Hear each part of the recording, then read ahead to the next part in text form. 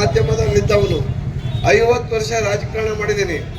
ಯಾವಾಗಲೂ ಕೂಡ ಯಾವುದೇ ಒಬ್ಬ ಪ್ರಧಾನಮಂತ್ರಿಯನ್ನ ಮುಖ್ಯಮಂತ್ರಿಯನ್ನ ಹೊಸದಾಗಿ ಬಂದಾಗ 2 ವರ್ಷಗಳ ಕಾಲ ಆತನ ಪರವಾಗಿ ಮಾಧ್ಯಮಗಳು ಕೆಲಸ ಮಾಡ್ತೇವೆ, ಚೆನ್ನಾಗಿ ಮಾಡು ಅಂತಂದೇಳಿ.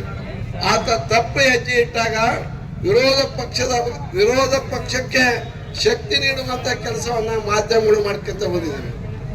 ಯಾಕಂದ್ರೆ ಪ್ರಜಾಪ್ರಭುತ್ವವನ್ನ ಕಾಯಬೇಕು, ಪ್ರಜಾತಂತ್ರವನ್ನು ಬಲಪಡಿಸಬೇಕು. ಜನ ವಿರೋಧಿ ನೀತಿಯನ್ನು ಅನುಸರಿಸಿದಾಗ ಮಾಧ್ಯಮಗಳು ಧ್ವನಿ ಎತ್ತಬೇಕು, ಜನರ ನಾಡಿ ಮಿಡಿತದಂತೆ ಅವ್ರು ನಡ್ಕೋಬೇಕು. ಆದ್ರೆ ಅದು ಆ ರೀತಿ ಇಂಡಿಯಾ ದೇಶದಲ್ಲಿ ನಡ್ಕೊಳ್ತಾ ಇಲ್ಲ. ಎಲ್ಲ ಮಾಧ್ಯಮದವರು ಕೂಡ ಅಲ್ಲ, ಕೆಲವು ಮಾಧ್ಯಮದವರಂತೂ ಅವರ ಗುಲಾಮರಂತೆ ಆಗಿದ್ದಾರೆ ಅಂತಂದೇಳಿ ನಾನು ಈ ಸಂದರ್ಭದಲ್ಲಿ ಹೇಳಲಿಕ್ಕೆ ಇಚ್ಛೆ ಪಡ್ತೇನೆ.